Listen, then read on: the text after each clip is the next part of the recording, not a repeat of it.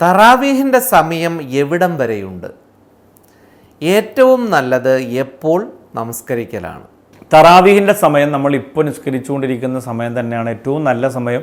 നമുക്ക് പൂർണ്ണമായി നിസ്കരിക്കാൻ ഇത്രയും റക്അത്തുകൾ ഉണ്ടാകുമ്പോൾ ആഫിയത്തോടു കൂടി കൂട്ടമായി നിസ്കരിക്കാൻ പറ്റുന്നൊരു സമയം അത് തന്നെയാണ്. പിന്നെ പാതിരാത്രി വേണമെങ്കിൽ നിങ്ങൾക്ക് ഒറ്റയ്ക്ക് നിസ്കരിക്കാം. റമദാനിൻ്റെ രാത്രിയിൽ സുന്നത്തായി നിസ്കരിക്കേണ്ടുന്ന നിസ്കാരമാണ് തറാവീഹ് നിസ്കാരം. ഇപ്പോൾ പഴയതുപോലെയല്ല, ഒരുപാട് ആളുകൾ കൃത്യമായി തറാവീഹ് നമസ്കാരത്തിൽ പങ്കെടുക്കുന്നുണ്ട്. തറാവീഹ് പൂർത്തിയാക്കണം, ആദ്യം മുതൽ അവസാനം വരെ എനിക്ക് തറാവീഹ് കിട്ടണം എന്ന വാശി എല്ലാവരുടെയും മനസ്സിൽ വരുന്നുണ്ട്. നല്ലത് തന്നെയാണ്. അപ്പോൾ നമ്മളിപ്പോൾ അൽബയാനിൽ പറയുന്നുണ്ടല്ലോ, ഓരോ ദിവസത്തെ തറാവീഹിൻ്റെയും ശ്രേഷ്ഠത.